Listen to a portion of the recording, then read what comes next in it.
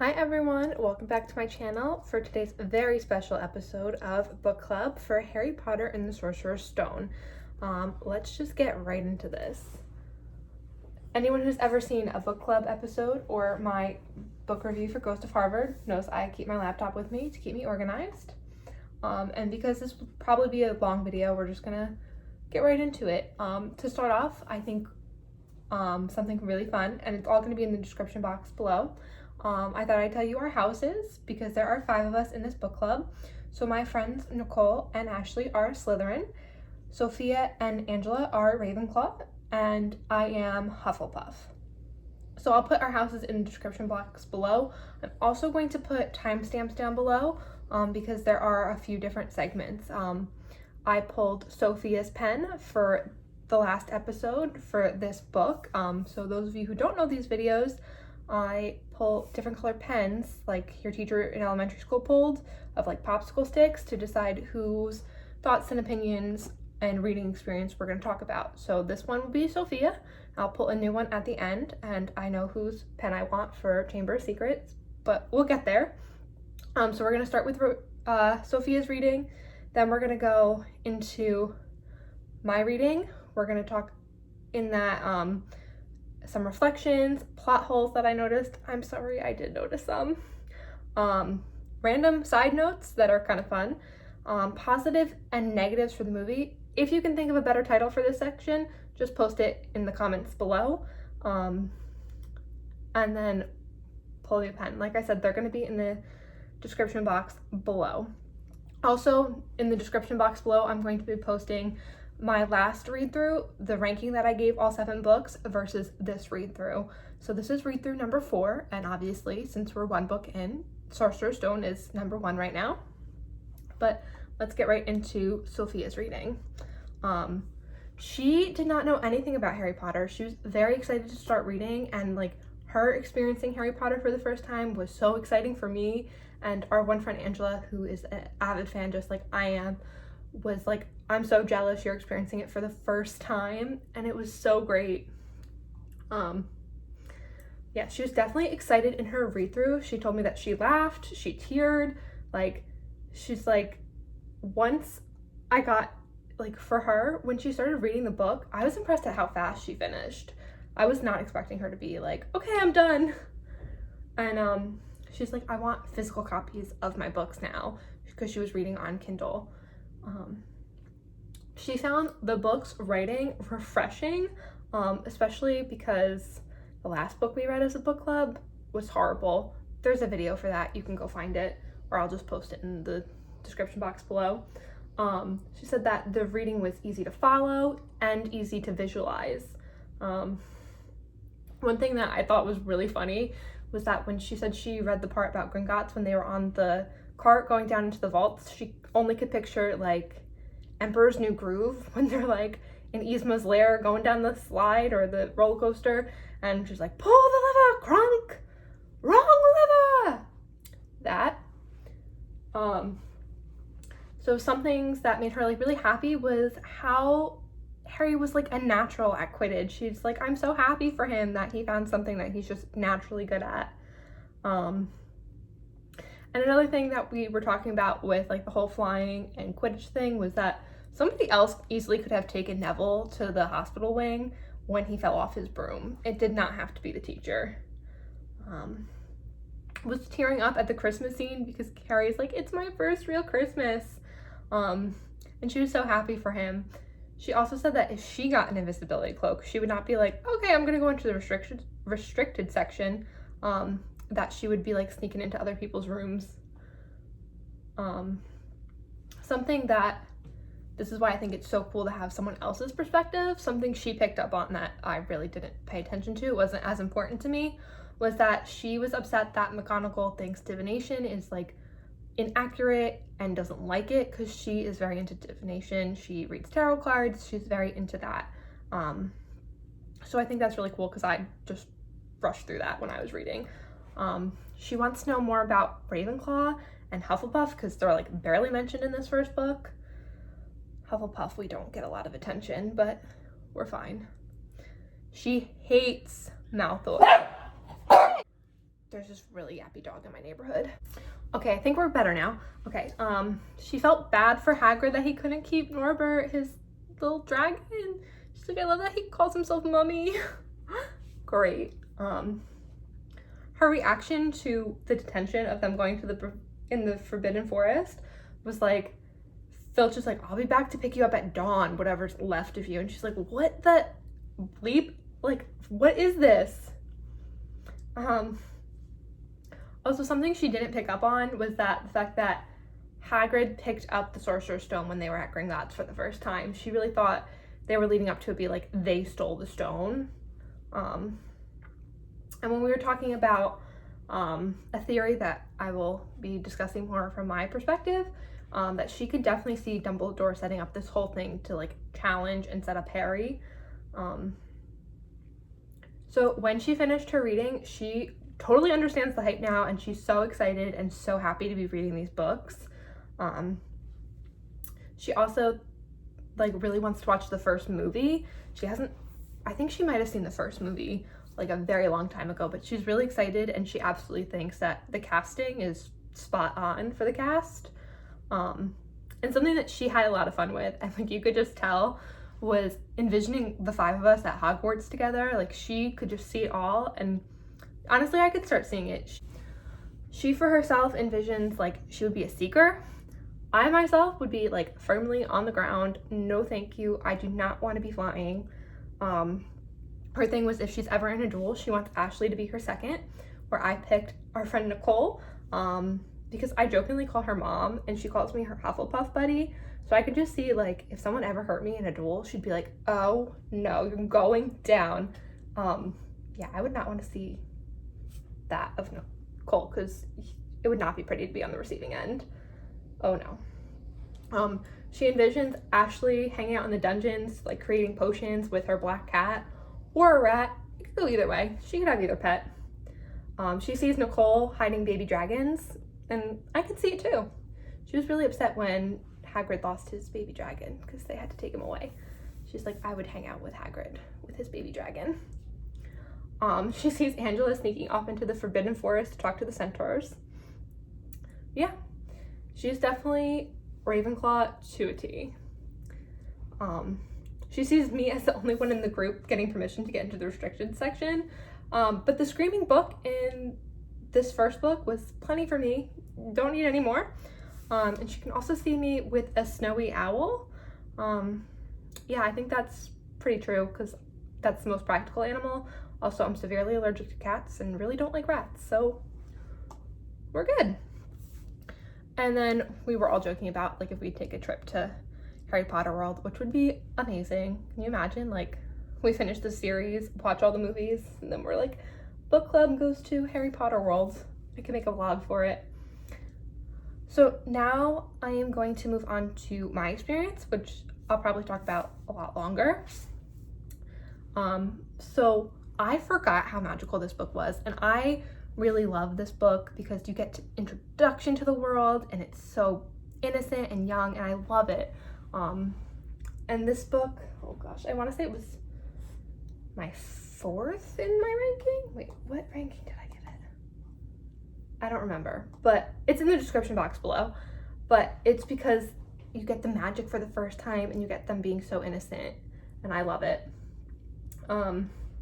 Dudley being super spoiled. Honestly, I know someone like that, so I'm not gonna continue on.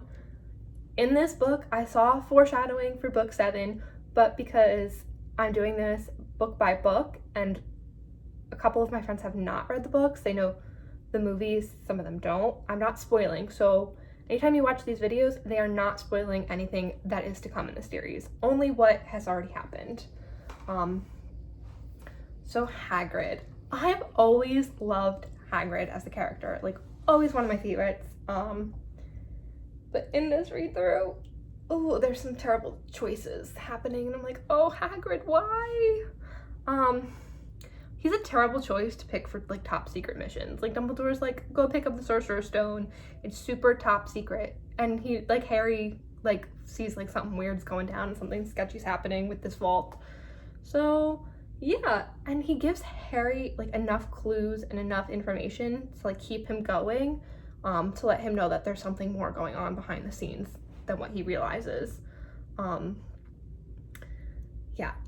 Also, they sent Hagrid to pick up Harry, and granted, they mention how Dumbledore left a letter for the Dursleys to explain to Harry about his magic and Hogwarts and all that, but Harry doesn't know, so his introduction into the world of magic is Hagrid, which I love, I will say that.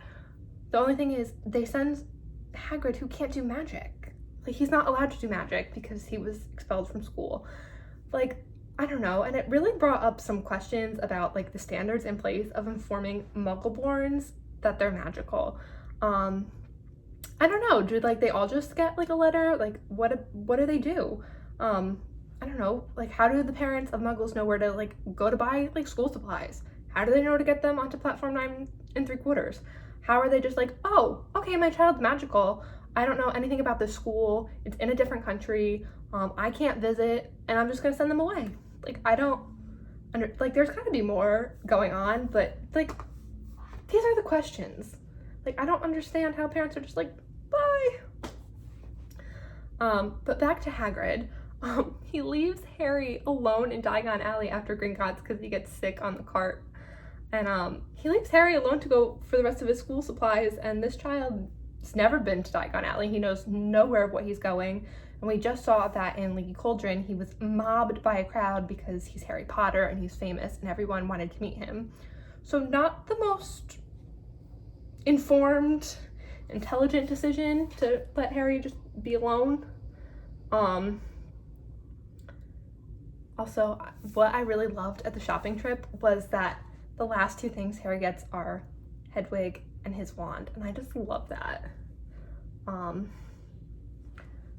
Ollivander's memory, that's impressive. I can barely remember what I did this weekend, so wow. Right, something I do want to talk about is that Harry not wanting to go into Slytherin, because I don't blame him. The first kid he meets that's his age in the magical world is Malfoy. And he's like, this kid is awful and he reminds me of my awful cousin. And then Hagrid proceeds to tell him about his parents' death and how they were murdered and that the murderer came from Slytherin. I wouldn't want to be in that house. Honestly, I wouldn't want to be in any house where I was like, wow, I just met this awful bully and my parents' murderer came from there. I don't care if it was Slytherin, Gryffindor, Ravenclaw, Hufflepuff, doesn't matter. Just wouldn't want to be in that house, period. And when he's being sorted, Harry realizes that he has like a bias against Slytherin. He's like, wow, this group looks unpleasant, but that just could be all that I've heard of them. So he realizes it. What a smart little 11-year-old. Yeah, I think that a lot of the bad rep Slytherin gets is not fair. Also, Hufflepuff just were really looked over. Okay. Now I'm gonna kind of break this down more scene by scene through the book. Train scene. Little Harry Potter is so cute. I love him. I love when he meets Ron. I love their friendship. And I love from the moment that they meet, you have an idea that Ron is from a poor family. And like, you really get that. But Harry's just so excited to have a friend and share his sweets with Ron. And it's just so innocent. And I love that interaction of just like 11-year-old boys just being 11-year-old boys. There's no ulterior motives there. They're just having fun. And I don't know if I said this, but Sophia like absolutely loved that Ron was just like non-judgmental towards Harry. Like, she was like, anytime Harry's like, I don't know what that is, Ron was like, okay, I'm gonna explain it, and he was fine. And I just really love their friendship.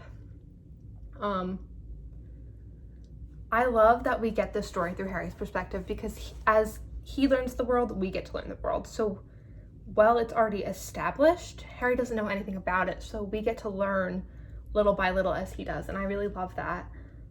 He's also a great hero for the story. His heritage is magical, but he grew up Muggle, so what a great hero of the story. Just a great bridge between those two worlds. An interesting thing that I noticed was that Scabbers, is that the rat's name? Ron's rat bites Goyle when he tries to steal some sweets. Just something that I picked up on. When we meet Hermione, okay, so she really does parallel this mom figure that, like, when Ron is getting on the train, his mom's like, you have dirt on your nose, and tries to wipe it off.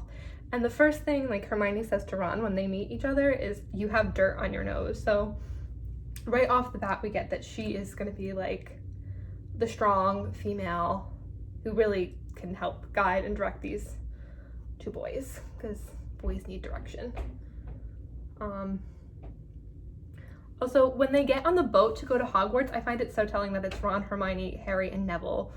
The four of them are sailing over to Hogwarts together. I love that. And I just love the setup of, like I said, the world, the characters, especially after the trash that was the Vampire Diaries. We also get a great job of Harry's nightmares being set up from this book. The very first night he's at school, he has a nightmare.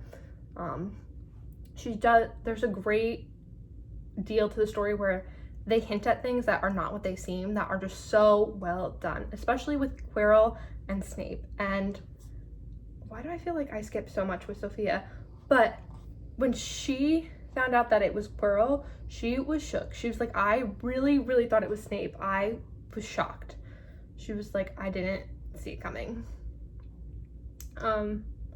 Let's see, where did I go? Okay, the sorting ceremony. Everyone's reaction to Harry got me thinking about a couple things. That Harry's placement in a household that didn't treat him with praise and constantly being like he is the hero and idolizing him, that is a smart move. However, I think because the world knew of this great defeat that Harry Potter did, but never seen or heard from him for 10 years, like he just disappeared. He does this great act and that's it. I think it builds this more mystery and more intrigue around him that I think if he grew up in a wizarding household and there were glimpses of him and talks of him and people had met him and he'd been in the community, he would not be as like shocking that he's there. Everyone's like, Harry Potter's here, like it's so shocking for them, and I think had he been in the wizarding world it would not be as much. I also feel like there had to be one wizarding family that was like not gonna do that. I get why Harry's placed at the Dursleys, but I feel like, yeah. Okay. I never understood the whole thing with Snape and him wanting the Defense Against the Dark Arts position. Maybe I'll understand it this time around, but as of right now, still confused. Still don't get why he wants to be the Defense Against the Dark Arts teacher when he's the potion teacher. And I think this was really great. Harry thinks it's Snape who causes his scar pain at the opening feast because he had previously met Quirrell at the Leaky Cauldron and his scar didn't bother him. And I think it's just, there's just so much great misdirect with this character in this book and I just love it. So now we're going to talk about flying and Quidditch. The Rememberall, that is really a useless invention, and I get why we needed it for the story, but it tells you what you forget, that you forgot something, but not what you forgot. I feel like that'd be much more useful if it could tell me what I am not remembering. I love how the book casually mentions, oh, the brooms are super unsafe and super old and they'll just fly off, and yeah, it's fine. We're just teaching 11-year-olds how to fly on really unsafe equipment.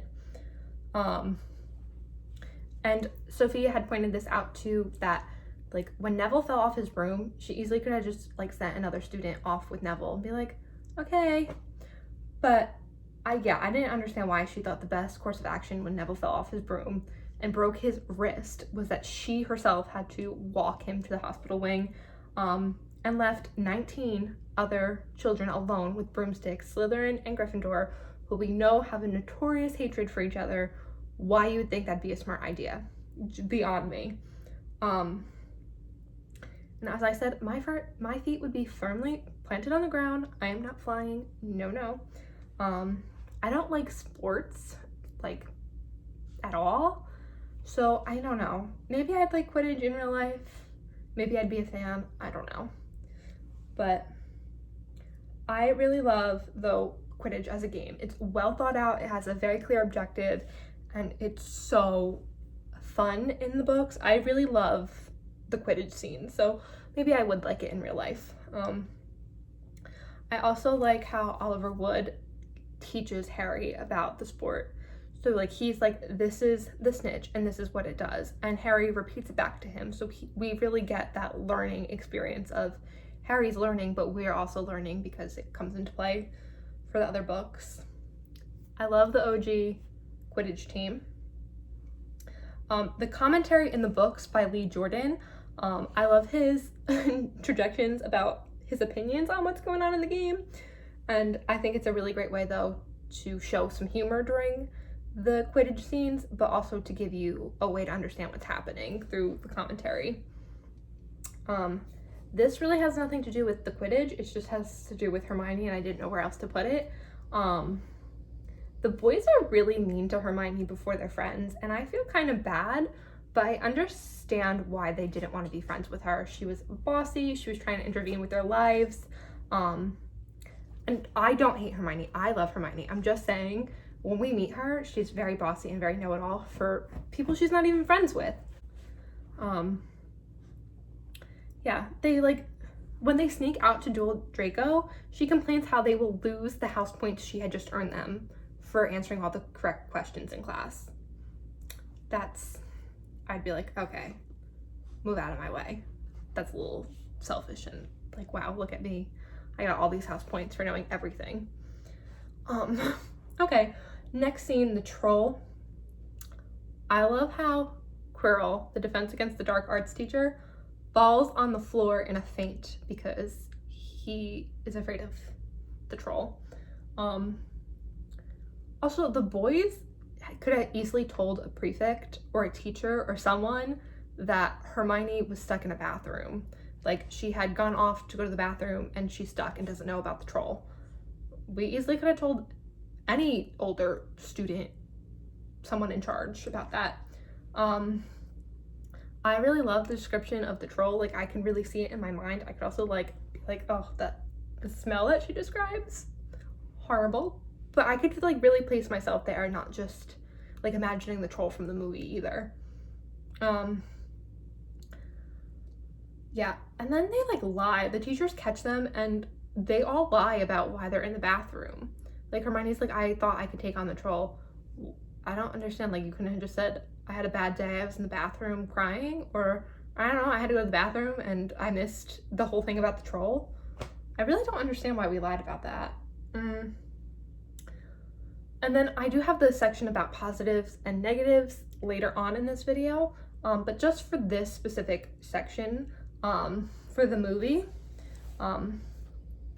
I love in the movie that McGonagall's like, you each get 5 points for sheer dumb luck. I love that, and I love how she like delivers that line. It's really good. But we miss out in the movie, there's this awkward scene between the three of them that are like, okay, we just survived the troll, and now they're like, okay, Hermione, you can be our friend because we just fought off a troll together and you can't not be friends after that. So I kind of wish we had a little bit more of that in the movie, but it's fine. Christmas. Oh, Christmas at Hogwarts seems so magical. Like, the decorations, the snow, I love Christmas. Christmas is like my favorite holiday. I become like a little child during the Christmas season, so just love it. I love how Ron told his mom that Harry wasn't expecting anything for Christmas, so Harry got a Weasley sweater. Oh, my heart.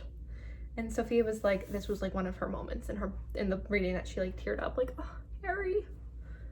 Then we move on to the restricted section. The books are only separated by ropes in the book. Like, Harry, the 11-year-old child, just steps over these ropes and no alarms go off. Like, you're trying to say like that's your protective measure for dangerous, dark, evil books that you don't want students touching. That's really gonna deter them. So also, I'm really glad that the first book he picked up screamed at him, so he got afraid and didn't get to see like anything really dark and evil and horrible.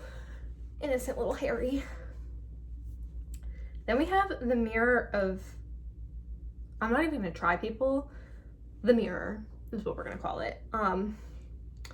So this, I'm gonna talk a little bit about the theory that Dumbledore set up Harry for this quest for the Sorcerer's Stone, like it was a challenge, a test for him. He gives Harry the invisibility cloak. He gives,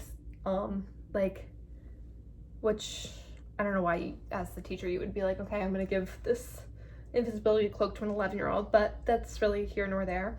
But Dumbledore, when talking about this mirror, mentions that to Harry, when you do come across this mirror again, you'll know what to do.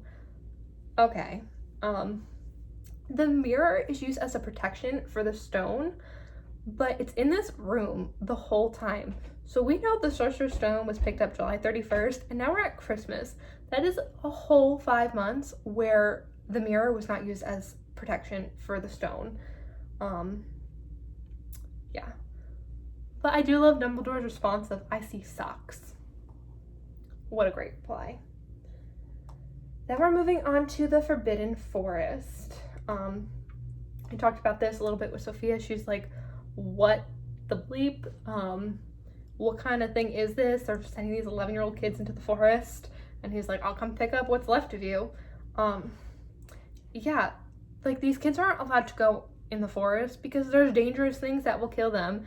So they're like, it's midnight. These kids just have to go in detention with Hagrid and his scaredy cat dog. And they split them up. It's not even like Hagrid's with all 4 of the kids. Hagrid takes 2 and the dog takes the other 2.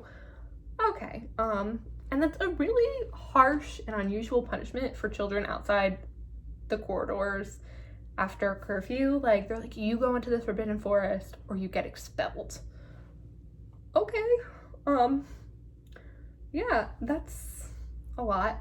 And in the book, it's Hermione and Harry that are in detention, and Neville's also there because he tries to warn Harry and Hermione that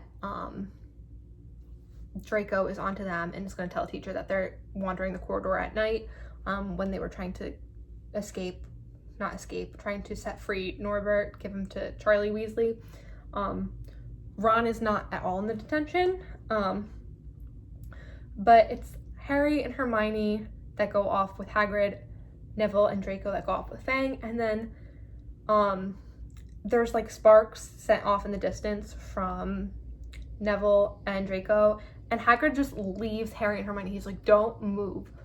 Okay, like, we know for a fact that they're in this forest because there's something evil and sinister that nobody knows is killing unicorns, the most like sacred animal in this story. Like, unicorns are so pure that if you kill them, you're cursed to a half-life. And we're just gonna let 11-year-olds into the forest to find out what it is. Also, I really think for a positive for the movie, shortening the scene, great idea. Love that. The ending, I know we're kind of powering through some of the stuff that happens. And just something I'd like to point out was that Harry had no way to know that that mirror was a protection level for the stone. Like, he didn't know that in order to get the stone, you had to look into the mirror and only want to have the stone but not use it. So theoretically, Quirrell would never get the stone because he would always want to use it for himself or for Voldemort. It's fine. But yeah, the whole time he's like, I have to protect the stone, but really never would have been stolen because of Dumbledore's protection.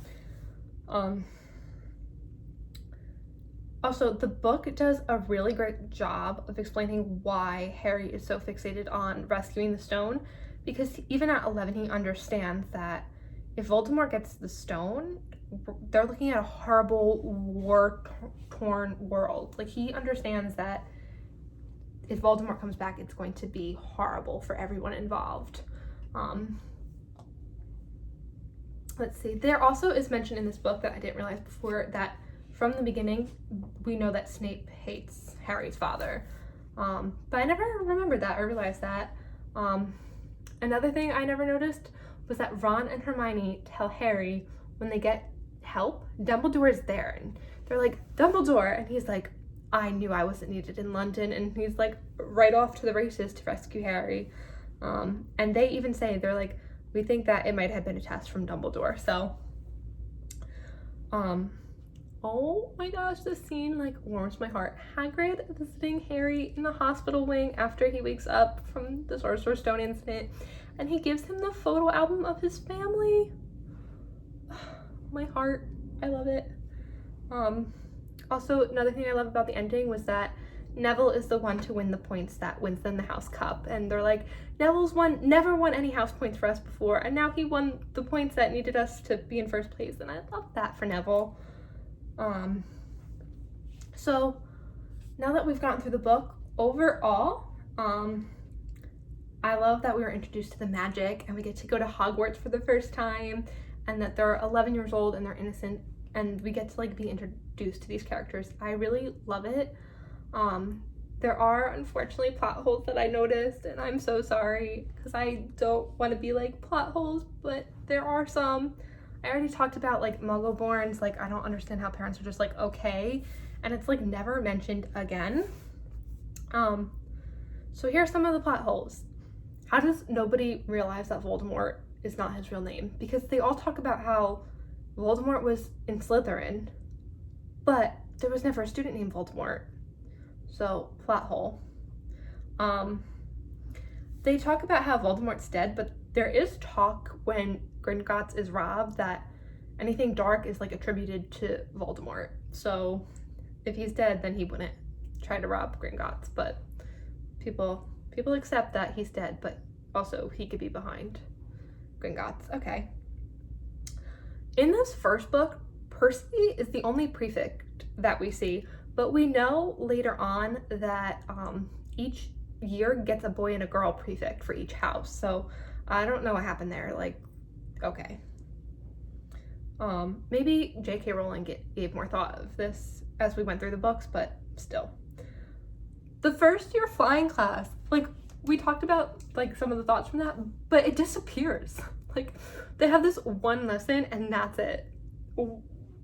They never mention it again. Not even just like, oh, Harry is now on the Quidditch team so he doesn't need this class, and like all the other students go. Like nobody goes back to it. It's just one and done.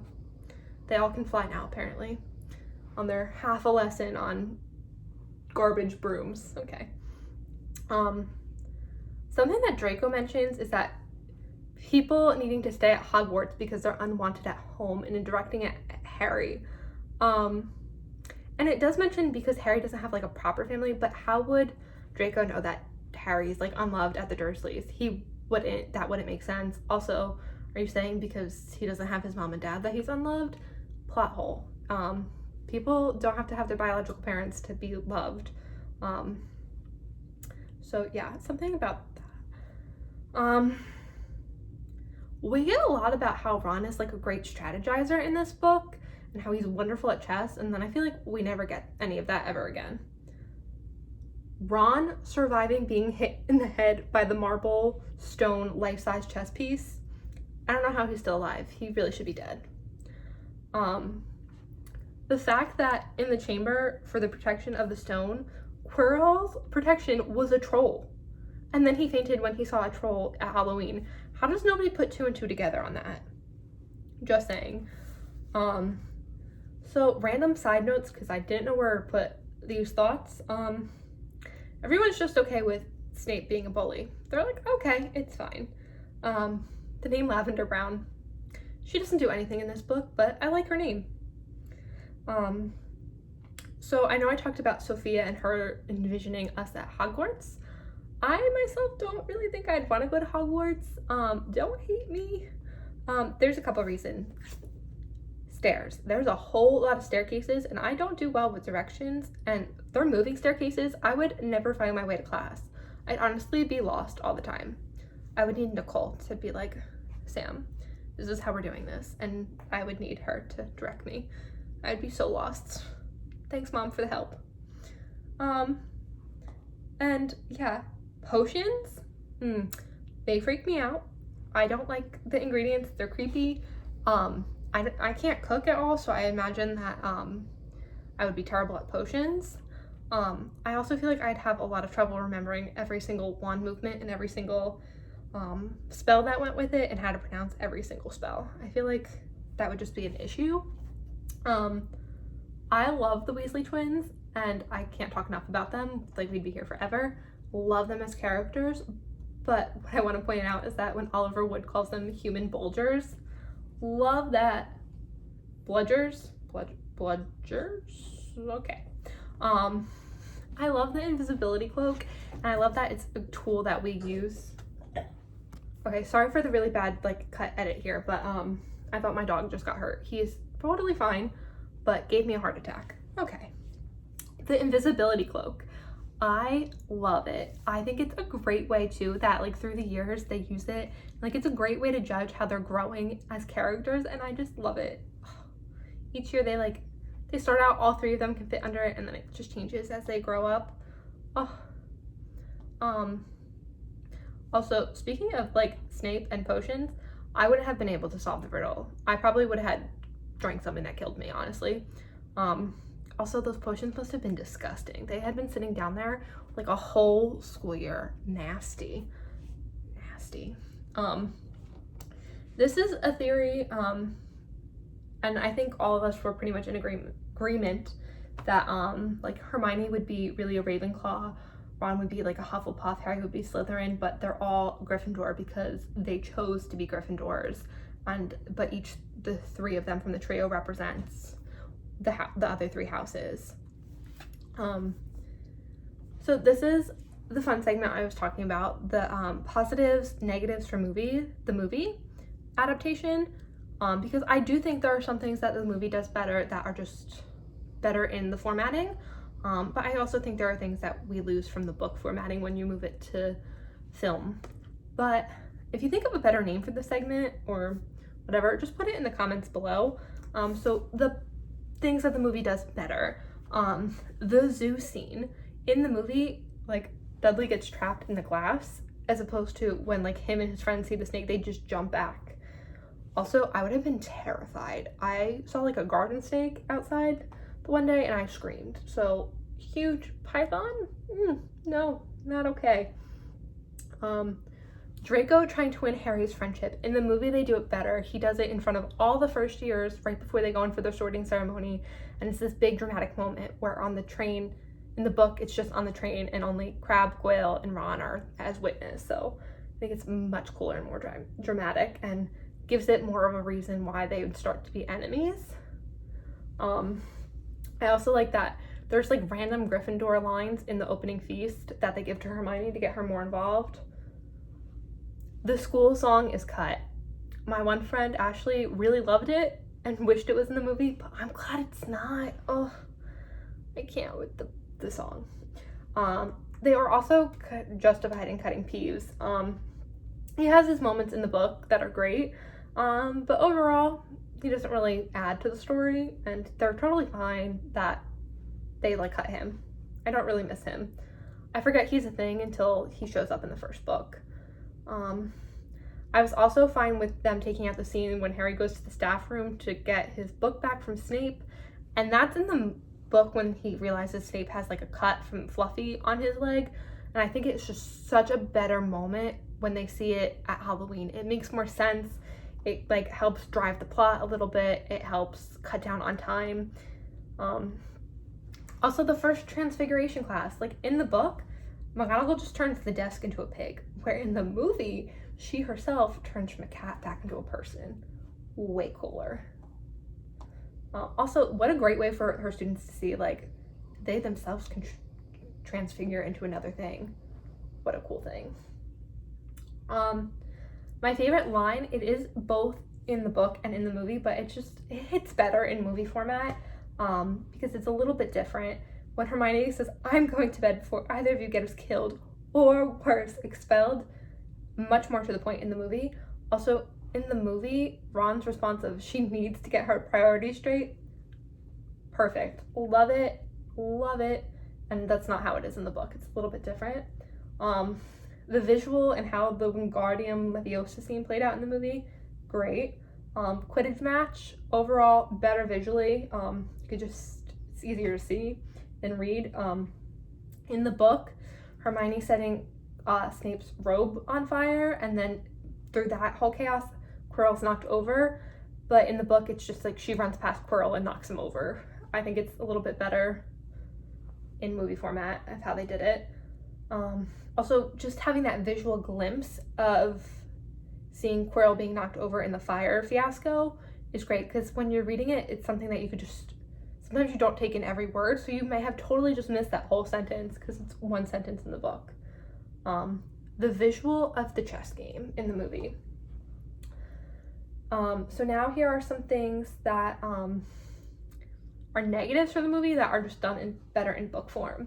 When Hagrid goes to get Harry, the whole series as a whole, books and movies, talk about how much Harry looks just like his dad except his mother's eyes. And when Hagrid is looking between the two children in the movie, he's like, he mistakes Dudley for Harry, but in the book he automatically knows who Harry is. And that just makes so much more sense. Like, I don't know why he would think Dudley was Harry if he's a replica of his father.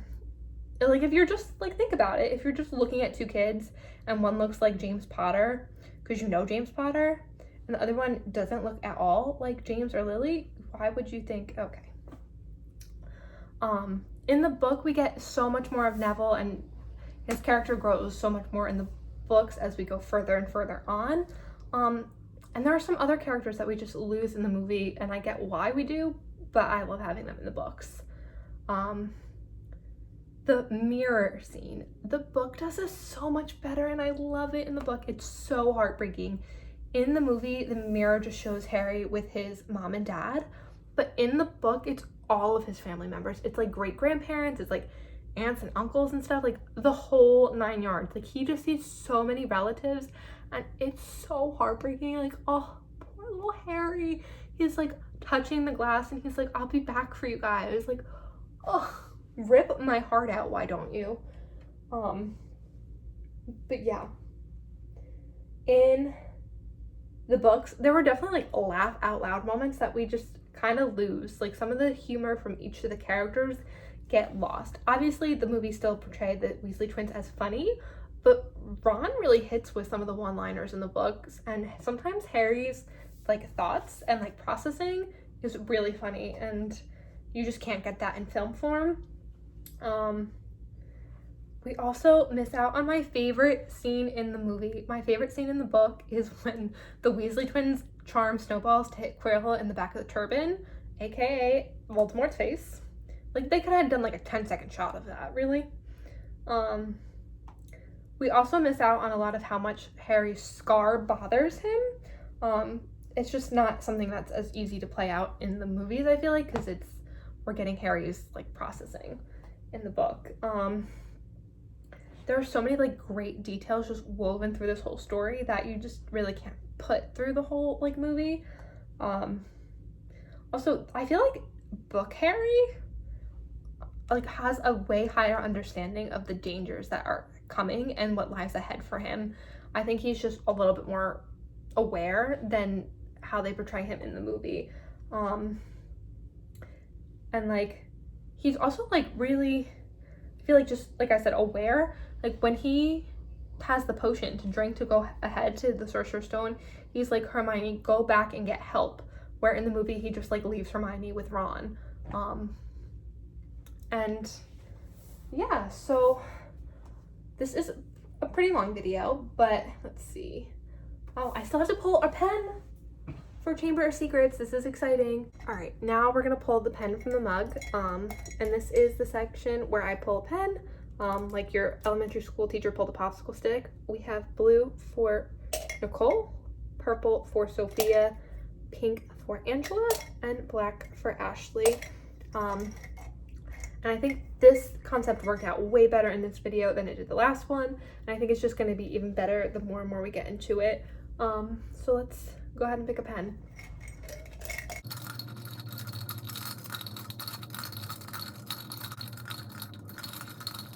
Black. Okay, now I'm excited because I have Ashely. Ashely, I think, will love Chamber of Secrets the most out of all 5 of us. I think she'll really have like a higher ranking of Chamber of Secrets than the rest of us in the overall of the series, which maybe that's something I should also do each time we read a book. 'Cause in my description box, I have my ranking from the last time I read the books to this time. So maybe I'll also include their ranking as we go through each book. but I'm really excited. Her favorite character is Moaning Myrtle, so here we go. She's gonna get a lot of Moaning Myrtle. I think there's a lot of things and questions that she has asked and wanted to see that are coming up in this book specifically, so I think she's really gonna love it. I particularly don't like Chamber of Secrets. It's my least favorite of the series, and there's reasons for it, but that will come in the next video. So like the video if you like it, subscribe to my channel if you want to see more content. We're taking like 2 weeks to read Chamber of Secrets because my thing is I want to just power through to get to the rest of the books, and it's also still really short that we can do it in 2 weeks. Like I said, subscribe, like. If you have anything that you wanted to point out from Harry Potter that I didn't talk about from the first one, only no spoilers for anything to come. If you have a better name for my positive, negative for the video movie, let me know. If you want to see the next video as like a discussion, kind of like this, or more like a vlog style, let me know. I have no problem like filming while I read. So like, subscribe, comment. The next video for book club should be up in a few weeks or so, and let's get started on the Chamber of Secrets.